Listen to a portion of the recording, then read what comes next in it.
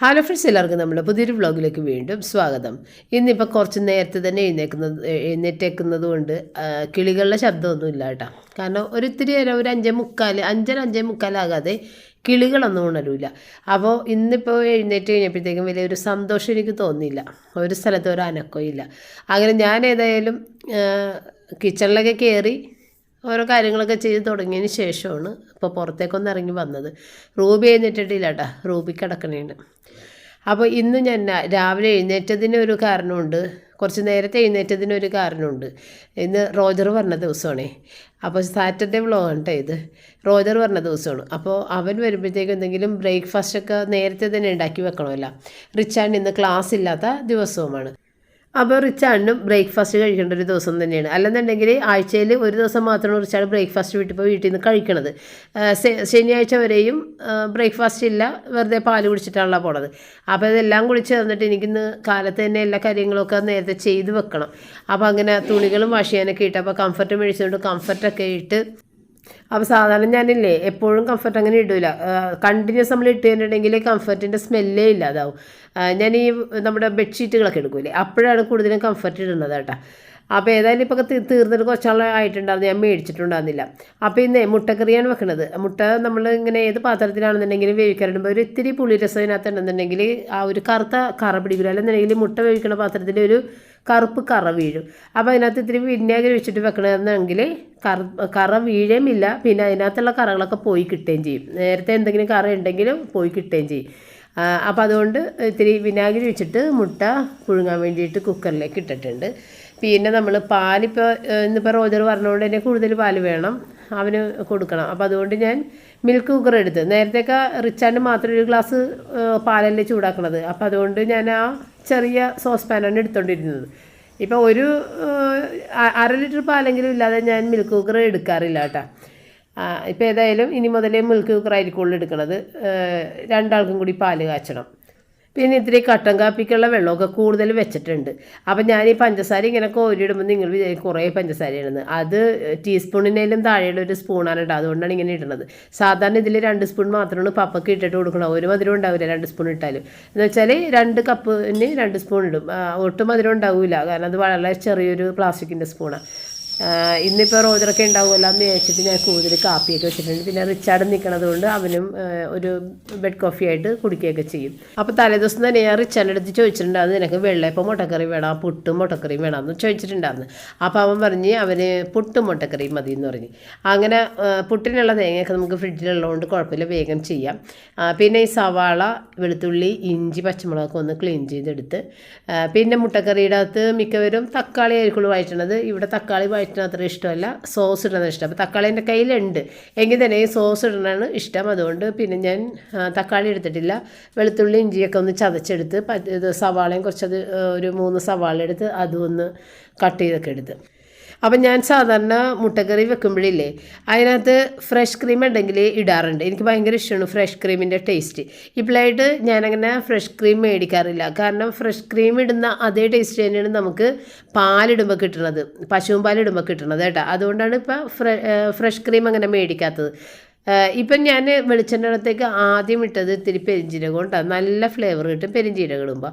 പിന്നെ വേപ്പിലയും പച്ചമുളക്, ഇഞ്ചിയും വെളുത്തുള്ളിയും എല്ലാം കൂടിയിട്ട് അങ്ങനെ ഇട്ടിട്ടാ. വെളുത്തുള്ളി ഇഞ്ചി പേസ്റ്റ് എനിക്ക് ഇടണ അത്ര ഇഷ്ടമല്ല, പിന്നെ ചില സമയത്തൊക്കെ ഇടാറുണ്ട്, മടി വരുമ്പോൾ അങ്ങനെയൊക്കെ എടുത്തിടും. അപ്പോൾ ഇന്ന് ഏതായാലും പൊളിച്ചൊക്കെ എടുത്തിട്ട് ചതച്ചിട്ട്, അപ്പോൾ എനിക്ക് ഇഷ്ടമാണ് ആ ഒരു ടേസ്റ്റ് വരുന്നത്. അങ്ങനെ ഇതിൻ്റെ ഇടയിൽ ഞാനൊന്ന് വാതിക്കലേക്കൊക്കെ ഒന്ന് പോയി നോക്കണതാണ്, റൂബിനെ കാണാതെ എപ്പോഴേ.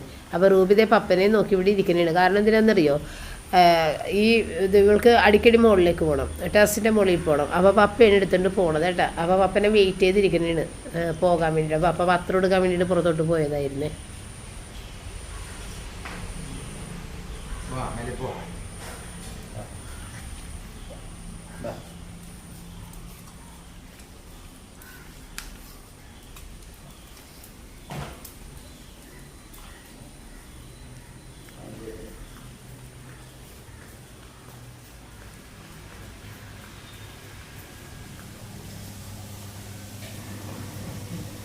അപ്പോൾ പപ്പ മുകളിൽ ടാങ്കിലേക്ക് വെള്ളം പമ്പ് അത് മോട്ടർ ഓൺ ചെയ്തിട്ട് മുകളിലേക്ക് അവളെയും കൊണ്ട് പോകും കേട്ടോ. എന്നിട്ട് ആ വെള്ളം കയറി തീരണ വരെയൊക്കെ മുകളിൽ അങ്ങനെ ഇവളെയും കൊണ്ട് നിൽക്കും. അപ്പോൾ ഇവളെ ഓടി നടക്കും, അവിടെയൊക്കെ കളിക്കും, അങ്ങനെയൊക്കെയാണ്. എന്നിട്ട് എടുത്ത് താഴെ കൊണ്ടുവരും പപ്പ. അതിന് വേണ്ടിയിട്ടാണ് അവൾ ഇത്രയും നേരം വെയിറ്റ് ചെയ്ത് നിന്നത് കേട്ടോ.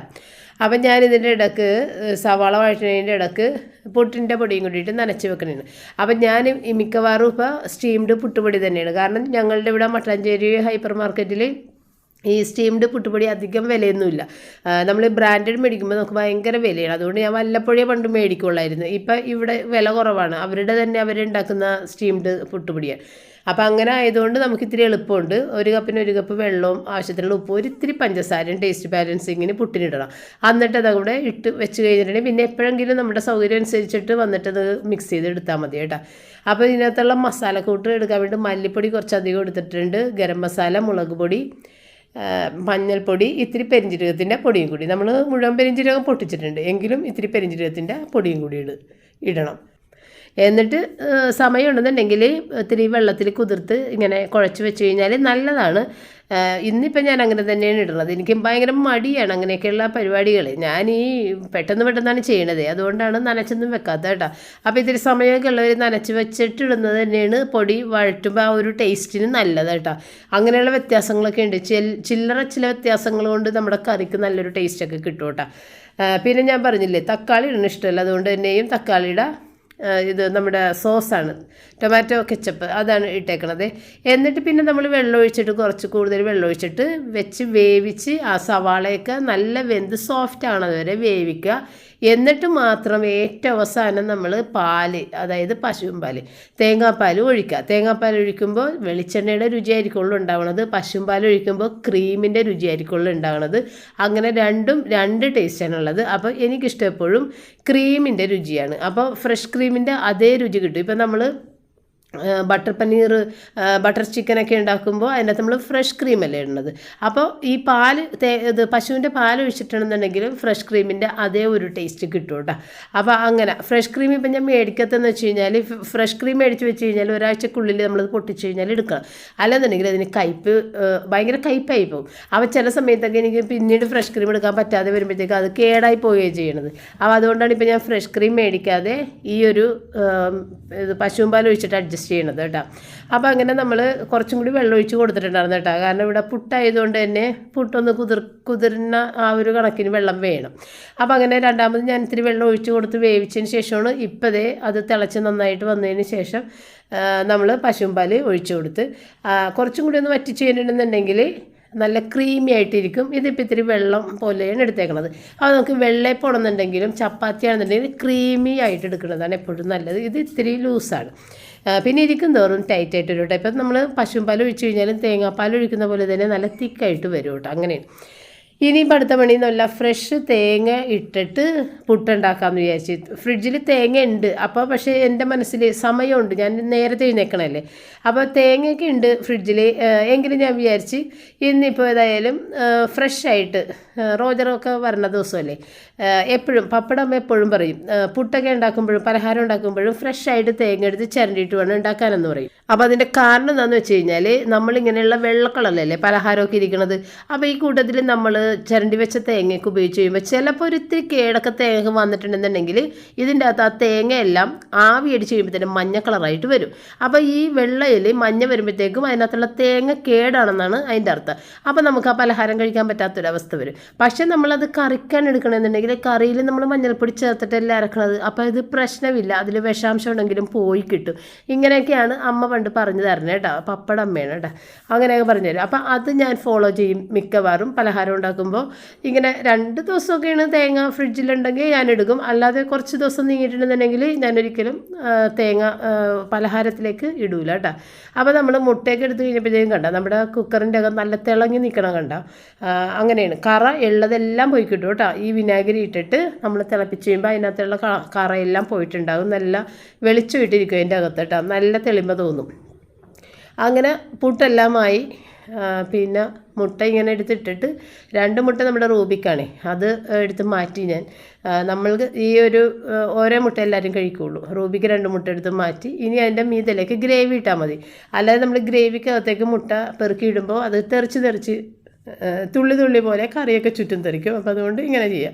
പിന്നെ ചില ആളുകൾ മുട്ട വേറെ വെക്കും, ഗ്രേവി വേറെ വെക്കും, അങ്ങനെ ചെയ്യുന്നവരുണ്ട് കേട്ടോ. അങ്ങനെ വേണമെന്നുണ്ടെങ്കിലും ചെയ്യാം. ആരെങ്കിലും വന്നുണ്ടോ പൊന്നമ്മ? ആരാണിപ്പ? ആരാണ് പൊന്ന? ആരാണിപ്പ? ആരാണ്? അവന്മാര് വന്ന നോക്കാം, നമുക്ക് നോക്കാട്ടാ. അവന്മാര് വന്നുണ്ട്. ഷൂ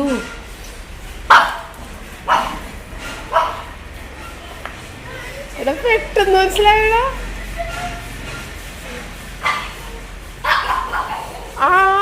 വന്നതാ അവന്മാരല്ലത്. ഞാൻ പറഞ്ഞ അമ്മമാര് വന്നുണ്ട്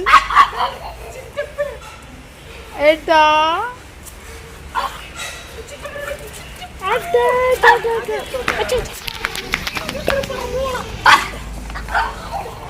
ഗേറ്റ് ഓടിപ്പോയതാ. ഒന്ന് അടക്കട്ടെ ഏട്ടാ. ഗേറ്റ് ഇത് ഇപ്പം ശരിയാക്കിയതുകൊണ്ടേ പറന്നു പോവുക ഗേറ്റ്. ഞാൻ പിടിച്ചല്ലെങ്കിൽ അവിടെ പോയി അടിച്ചോളൂ.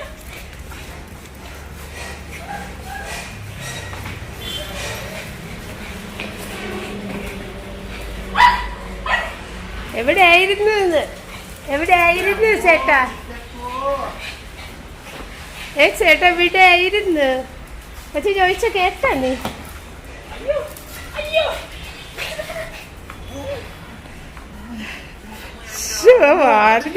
എന്താണ് ചേട്ടനെ മാറി കണ്ണു നോക്കണേ കൊച്ചേ. അവള് അറിയാൻ പാടില്ലാതെ അവള് ഓഫ് റോഡ് പോണവളാണ് ഇപ്പോൾ.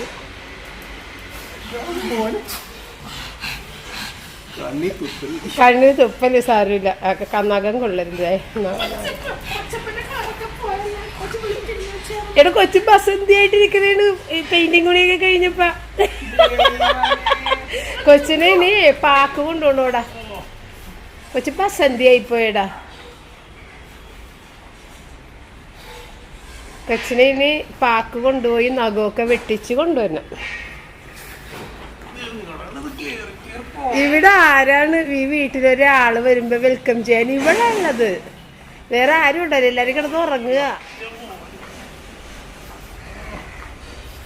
അച്ചടാ മുത്തപ്പ.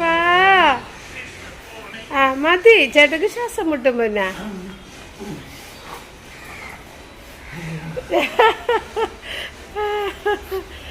അയ്യോ മതി മതി മതി മതി മതി മുത്തേ.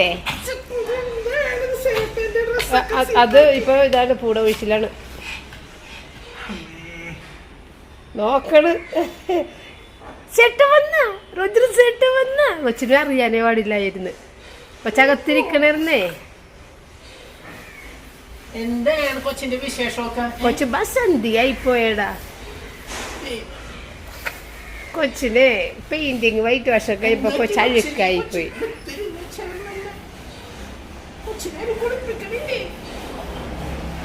ഇവിടെ നമ്മക്ക് കുളിക്കാൻ നേരമില്ല, അപ്പോഴാണ് ഇനി ബസന്തിനെ കുളിപ്പിക്കാൻ പോണതല്ലേ.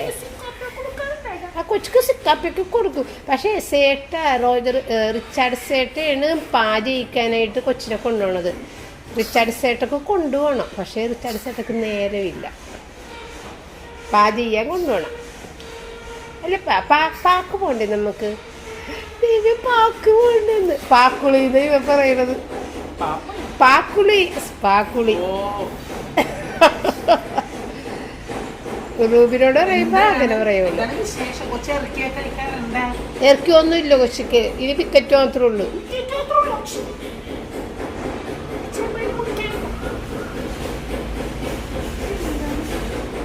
വീടും വരട്ട് വല്ല ഒന്ന് നോക്കിയായിരുന്ന. ദേ വന്നടാ ഒരുത്തര എഴുന്നേറ്റ്. ഇപ്പൊ എഴുന്നേറ്റത്. എടാ ഹാപ്പി ബർത്ത്ഡേ ടു യു. ബർത്ത്ഡേയുടെ വിശേഷങ്ങളൊക്കെ ഇങ്ങനെ തീർന്നതാണ്. ഇനി പ്രത്യേകിച്ച് വിഷ് ചെയ്യാനൊന്നുമില്ല.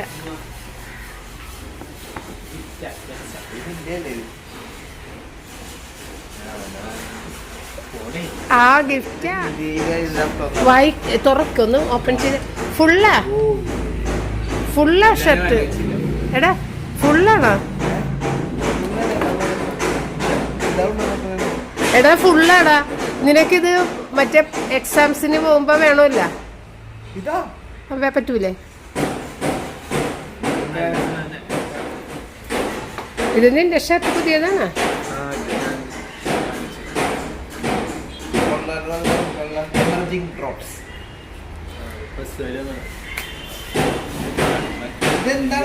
എടാ കൊച്ചു ചേട്ടനാ ആ കൊച്ചു മാത്രം ഉണ്ടായിരുന്നുള്ളു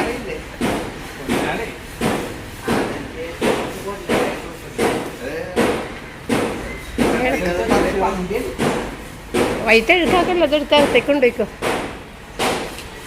കൊച്ചു വീഴല്ലേ കൊച്ചിന് വണ്ണോണ് കൊച്ചിന് എടുക്കാൻ പറ്റത്തില്ല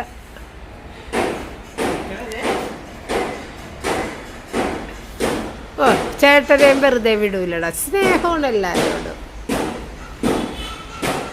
അങ്ങനെ റോജർ ഇവിടെ നമ്മൾ അവിടെ വഴിയിൽ വരുമ്പോൾ തന്നെ എന്നെ വിളിക്കും കേട്ടോ ഞാൻ വരണുണ്ട് കാരണം റൂബിയുടെ ഇത് വീഡിയോ എടുക്കണമെന്നൊക്കെ ഞാൻ പറഞ്ഞിട്ടുണ്ടാവുകയെ അതനുസരിച്ചിട്ട് നമ്മുടെ വഴിയുടെ അരികിൽ അവൻ എത്തുമ്പോൾ തന്നെ അവൻ വിളിക്കും മമ്മി ഇതാ ഇപ്പം എത്തോട്ടാന്ന് പറയും കേട്ടോ അപ്പം ഞാൻ അങ്ങനെ അവളുടെ അടുത്ത് ഇങ്ങനെ ചോദിച്ച് അവളെ പുറത്തേക്ക് ആക്കിയതായിരുന്നേ അവൾക്കറിയാനേ പാടില്ല അല്ലെന്നുണ്ടെങ്കിൽ അവളിങ്ങനെ റോജർ ചേട്ടൻ വരും എന്നൊക്കെ പറഞ്ഞു കഴിഞ്ഞാൽ അവളിങ്ങനെ വെയിറ്റ് ചെയ്തിരിക്കും കേട്ടോ പക്ഷേ ഇന്നിപ്പോൾ അവൾക്കൊട്ടും തന്നെ അറിയില്ലായിരുന്നു അങ്ങനെ റോജർ വന്നു കഴിഞ്ഞപ്പോൾ തന്നെ ഞാൻ ആദ്യം പാലൊന്ന് ബൂസ്റ്റൊക്കെ ഇട്ട് എടുത്ത് അപ്പോൾ രണ്ടുപേരെയും വിളിച്ചിട്ട് രണ്ടുപേരുടെയും പാലൊക്കെ എടുത്ത് അപ്പുറത്തോട്ട് കൊണ്ടുപോയി വെക്ക് ഫുഡെല്ലാം ഞാനവിടെ വെച്ചിട്ടുണ്ട് എന്നൊക്കെ പറഞ്ഞ് അങ്ങനെ രണ്ടുപേരും വന്ന് അവരവരുടെ ഗ്ലാസ് കപ്പൊക്കെ എടുത്ത് അങ്ങോട്ട് കൊണ്ടുപോയിട്ടാ അപ്പോൾ നമ്മുടെ റയൻ എഴുന്നേറ്റിട്ടില്ല കേട്ടോ റയൻ മുകളിലാണ് പപ്പ ഉണ്ടായിരുന്നു പപ്പ പിന്നെ പപ്പയുടെ ഫ്രണ്ട് വന്നിട്ട് പപ്പ പുറത്ത് പോയി നിന്നിട്ട് സംസാരിച്ചോണ്ടിരിക്കുന്നത് അപ്പോൾ പപ്പ കഴിച്ചെന്നാണ് ഞാൻ വിചാരിച്ചത് പക്ഷേ ഇവിടെ വന്ന് കഴിഞ്ഞപ്പോഴത്തേക്കുമാണ് പപ്പക്ക് എടുത്ത് വെച്ചത് അവിടെ അങ്ങനെ തന്നെ ഉണ്ട് പപ്പ കഴിച്ചിട്ടില്ല അപ്പോൾ വേറെ എന്തോ ചെയ്തുകൊണ്ടിരിക്കണമായിരുന്നു തോന്നുന്നു പപ്പ ഇപ്പോൾ മുകളിൽ അത്യാവശ്യം പെയിൻറ്റിങ് ചെയ്യാൻ ഉണ്ടായിരുന്ന ചില സാധനങ്ങളൊക്കെ പെയിൻ്റൊക്കെ ചെയ്ത് ഇപ്പം ഈ ക്ലൈമറ്റ് ചേഞ്ചൊക്കെ ആയതുകൊണ്ടേ ഭയങ്കര ജലദോഷം തുമ്മല് എനിക്കും അതെ പപ്പക്കും അതെ ഭയങ്കര ജലദോഷം തുമ്മല് ആദ്യം റയനാണ് തുടങ്ങിയത് ഇപ്പോൾ ഭയങ്കര ശക്തിയായ മഴയുള്ളത് അയ്യോ ഭയങ്കര മഴയാണ് കേട്ടോ ഇവിടെയൊക്കെ അപ്പോൾ ഈ മഴയുള്ളത് കൊണ്ട് നേരത്തെ ചൂടായിരുന്നു ചൂടിൽ നിന്ന് മഴയിലേക്ക് മാറി കഴിയുമ്പോൾ നമുക്ക് എല്ലാവർക്കും ജലദോഷം ആയിട്ടുണ്ട് റിച്ചാറിന് മാത്രമേ ഉള്ളൂ കുഴപ്പമില്ലാത്ത കേട്ടോ ആദ്യം റയനായിരുന്നു അത് കഴിഞ്ഞിട്ട് പിന്നെ എനിക്കായി അത് കഴിഞ്ഞിട്ട് ഇപ്പോൾ പപ്പക്ക് ഇപ്പോൾ ഉണ്ട് ജലദോഷം തുമ്മലൊക്കെയാണ് വേറെ കുഴപ്പമില്ല ശബ്ദം ഇന്ന് മാറിയിരിക്കുന്നുണ്ട് എല്ലാവരുടെയും അപ്പോൾ റോജറിനാണെന്നുണ്ടെങ്കിൽ ഭക്ഷണം കഴിച്ച് കഴിഞ്ഞപ്പോഴത്തേക്കും തലയിൽ ഓയിലിട്ട് കൊടുക്കാൻ പറഞ്ഞു അപ്പോൾ ഇവിടെ ഉണ്ടാകുന്ന സമയത്ത് ഞാൻ എല്ലാ സാറ്റർഡേയും തലയിൽ ഓയിലിട്ട് കൊടുക്കുമല്ലോ അപ്പോൾ നമ്മുടെ ന്യൂഡിൻ്റെ ഓയിലാട്ടോ ഞാൻ പണ്ട് റിവ്യൂ ചെയ്തിട്ടുള്ള ഓയിലാണ് ഇപ്പോൾ അത് തന്നെയാണ് അവ സ്ഥിരം റിവ്യൂ ചെയ്ത് കഴിഞ്ഞിട്ട് റോജറാണ് ആ ഓയിൽ പേർട്ടിട്ടത് റോജറിന് ഭയങ്കര ഇഷ്ടപ്പെട്ടിട്ട് ഇതിപ്പോൾ എനിക്ക് തോന്നുന്നു 4ാമത്തെ ബോട്ടിലാണ് ഈ മേടിച്ചേക്കണത് അപ്പോൾ അങ്ങനെ തലയിൽ എണ്ണയൊക്കെ ഇട്ട് കൊടുത്ത് റോജർ പോയി കുളിക്കാനൊക്കെ പോയി ആ നേരത്ത് റയനും ഇറങ്ങി വന്നിട്ടുണ്ടായിരുന്നു റയന് ബ്രേക്ക്ഫാസ്റ്റ് കഴിക്കാനേ ഒട്ടും ഇഷ്ടമില്ല കേട്ടോ എപ്പോഴും ആപ്പിൾ എന്തെങ്കിലുമാണ് രാവിലെ കഴിക്കണത് അപ്പോൾ ഇന്ന് റോജർ വഴക്ക് പറഞ്ഞടാ അവൻ്റെ കൂടെ വർക്ക് ചെയ്യുന്ന ഒരാളങ്ങനെ ബ്രേക്ക്ഫാസ്റ്റ് സ്കിപ്പ് ചെയ്തിട്ട് ഇപ്പോൾ മാസം 2000 രൂപയുടെ മരുന്നാണ് കഴിക്കണത് അൾസറായി കുടലിൽ ഒന്നുമില്ലാതെ ഗ്യാസ് ഫോം ചെയ്ത് അങ്ങനെ കിടന്നിട്ട് അൾസറായിട്ടുണ്ട് അപ്പോൾ അങ്ങനെ വരുത്തല്ലേ എന്നൊക്കെ പറഞ്ഞ് വഴക്ക് പറഞ്ഞ് ഇപ്പം തിരിച്ച് കഴിക്കണുണ്ട് ആൾ പേടിച്ചിട്ട് അപ്പോൾ അങ്ങനെ ഞാൻ ഇവിടെ റോജറിന് മീൻ മതി ഇറച്ചി മേടിക്കണ്ടെന്ന് പറഞ്ഞിട്ടുണ്ടായിരുന്നു പക്ഷേ മീൻ കിട്ടിയില്ലെന്നേ ഇവിടെ ഉണ്ടായിരുന്നത് ഇത്തിരി ചെറിയ ചാളയായിരുന്നു അപ്പം ഞാൻ പറഞ്ഞിടാ ഇവിടെ ഇത്തിരി ചെറിയ ചാളയുണ്ട് പിന്നെ നമുക്ക് തലേദിവസത്തെ മീൻ വറുത്തതുണ്ട് അപ്പം ചെറിയ ചാള തക്കാളി ഇട്ട് തിളപ്പിക്കട്ടെ എന്ന് വെച്ച് അപ്പോൾ അത് മതി എന്ന് പറഞ്ഞു അപ്പോഴാണ് ഷാജീനെ ഞാൻ വിളിച്ചത് ഷാജി മീനില്ലേന്ന് വെച്ചപ്പോൾ അയ്യോ മീനെല്ലാം തീർന്ന് പെട്ടെന്ന് ഒരു 4 എണ്ണം ബാക്കിയുണ്ട് അത് വേണമെങ്കിൽ കൊണ്ടുവന്ന് തരാമെന്ന് എനിക്ക് അയിലക്കണ്ണി 4 എണ്ണം ഇപ്പോൾ കൊണ്ടുവന്ന് തന്നാണ് കേട്ടോ അപ്പം നമുക്ക് വെക്കാനുള്ള നേരമൊക്കെ കഴിഞ്ഞിട്ടുണ്ടായിരുന്നു അപ്പോഴാണ് കിട്ടിയത് വെട്ടിയിട്ടൊന്നുമില്ല അപ്പം അത് ഞാൻ അവിടെ എടുത്ത് വെച്ച് അപ്പോൾ ചാള തിളപ്പിക്കാൻ വേണ്ടിയിട്ട് ഞാൻ ചെറിയ ഉള്ളി എടുക്കണേ നല്ലത് പക്ഷേ പൊളിക്കാൻ മടിയായതുകൊണ്ട് സവാള ആയിരിക്കും എടുക്കണം സവാള പച്ചമുളക് ഇഞ്ചി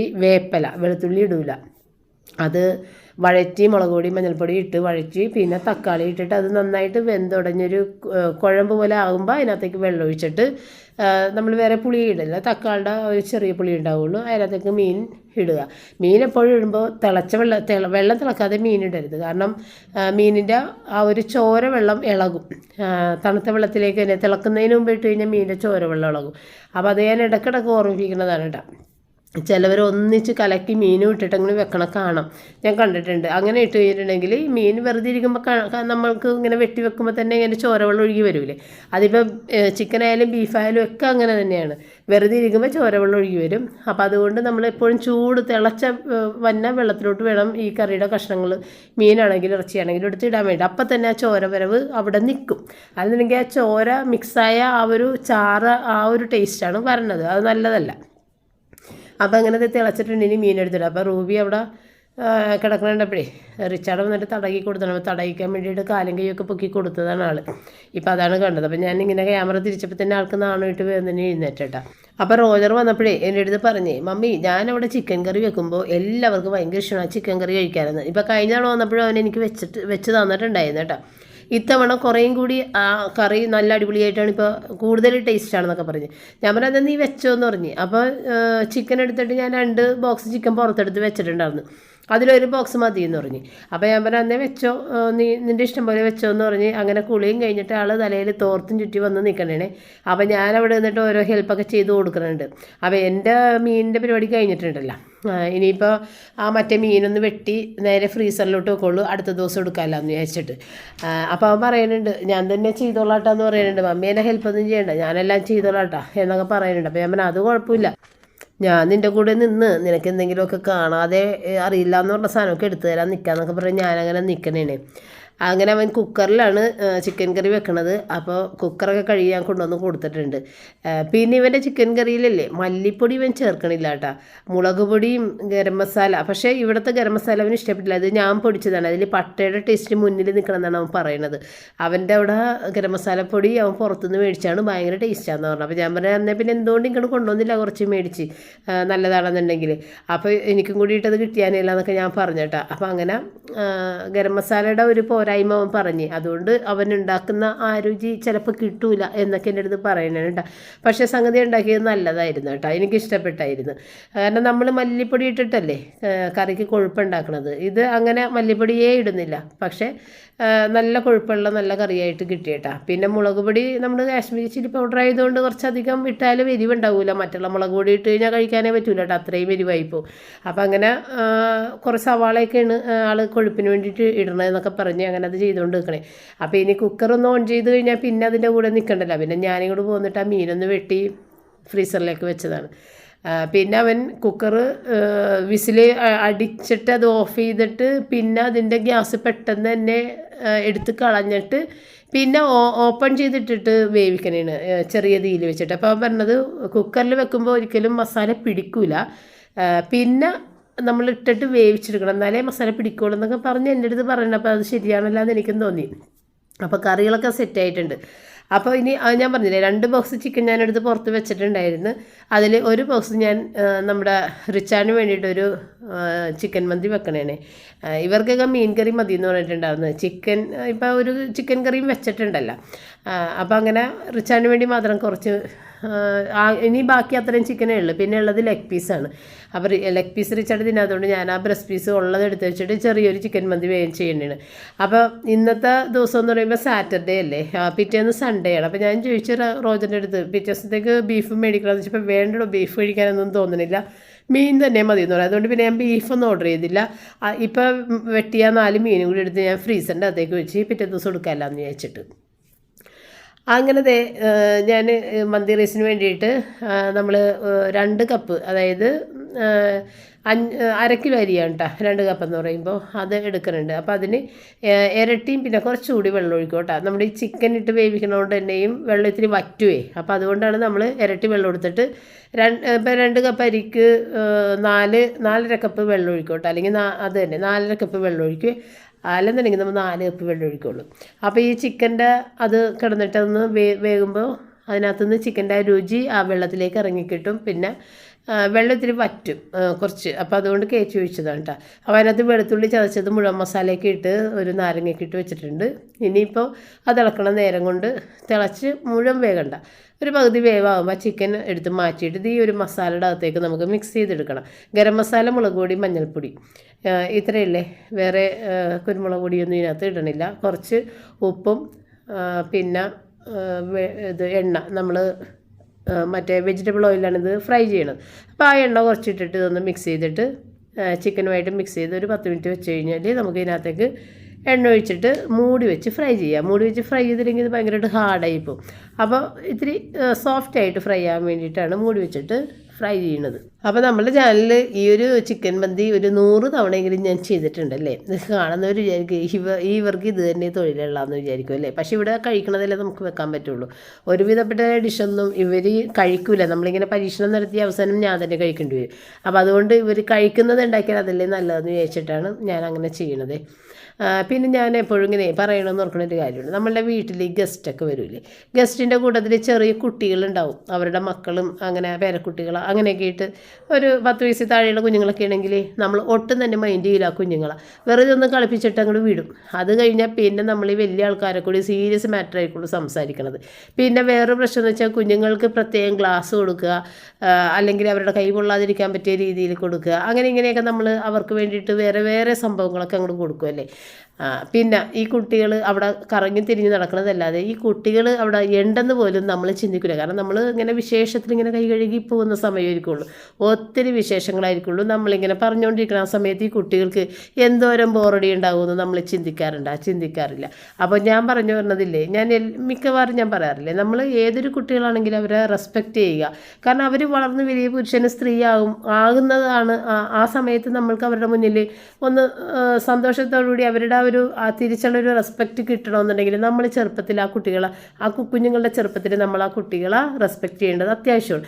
എന്ന് പറഞ്ഞ പോലെ തന്നെയാണിത്. നമ്മളുടെ വീട്ടിൽ ഗസ്റ്റ് വരുമ്പോൾ ആ കുട്ടികൾക്ക് വേണ്ടിയിട്ട് നമ്മൾ സംസാരിക്കുന്ന കൂട്ടത്തിൽ ആ കുട്ടികളുടെ മുഖത്ത് നോക്കി ഒന്ന് സംസാരിക്കുക. നമ്മൾ സംസാരിക്കുന്നത് അവർക്കും കൂടി വേണ്ടിയിട്ട്, അവരോടും കൂടി ഒരു കാര്യങ്ങളെക്കുറിച്ച് അതിൻ്റെ ഇടയിൽ അങ്ങനെയല്ലേ ഇപ്പം പറഞ്ഞ ശരിയല്ലേ അങ്ങനെയൊക്കെയുള്ള കാര്യങ്ങൾ ഒന്ന് ഒരു അഭിപ്രായമൊക്കെ ചോദിച്ച് അങ്ങനെയൊക്കെ അവരുടെ അടുത്തൊന്ന് സംസാരിച്ച് നോക്കി. അവർക്ക് ഭയങ്കര സന്തോഷവും, അവരങ്ങനെ കറങ്ങിയടിച്ച് നടക്കില്ല, അവർ നമ്മളെ ശ്രദ്ധിച്ചിരിക്കും. അപ്പോൾ അങ്ങനെ കുട്ടികളെയും നമ്മൾ എപ്പോഴും ശ്രദ്ധിക്കണം, റെസ്പെക്റ്റ് ചെയ്യണം. അത് അത്യാവശ്യമാണ് കേട്ടോ.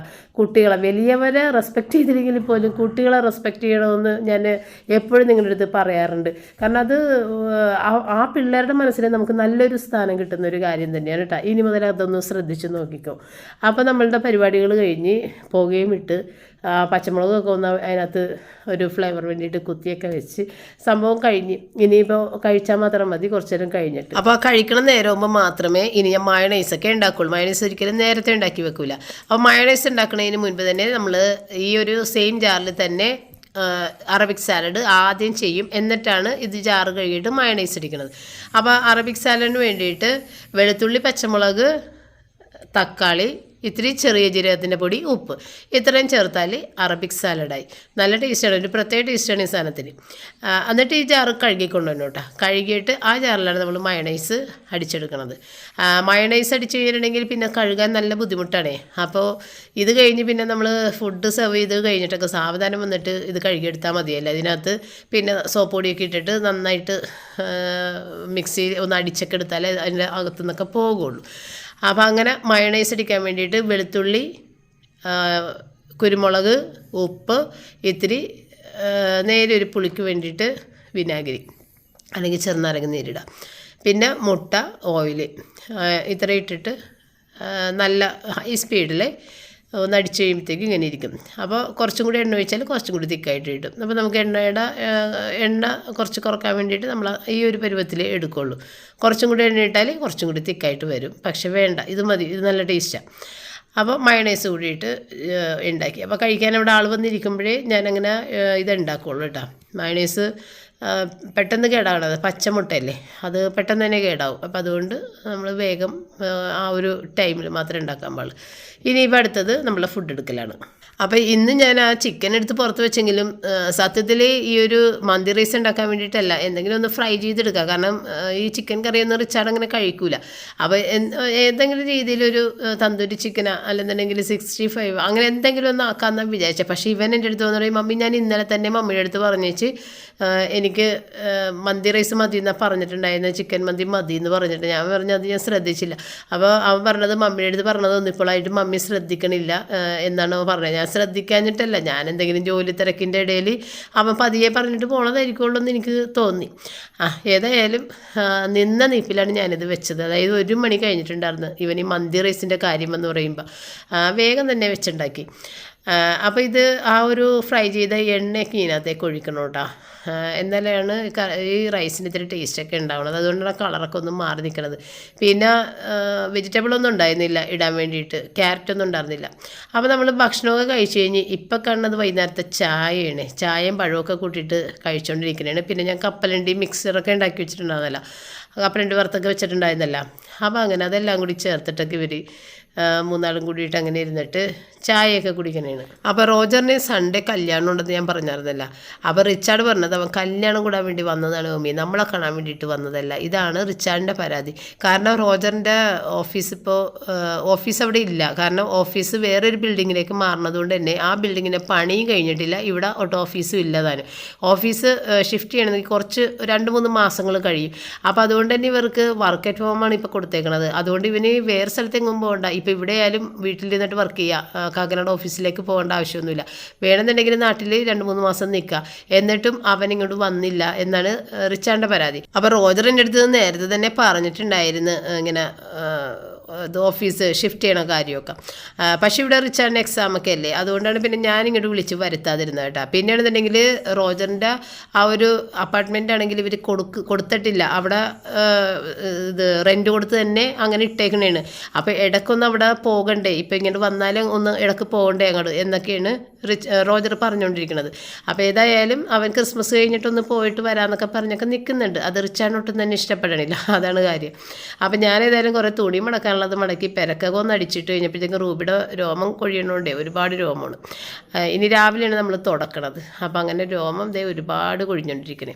ഇനി നമുക്ക് നാളെ വീണ്ടും കാണാം. താങ്ക്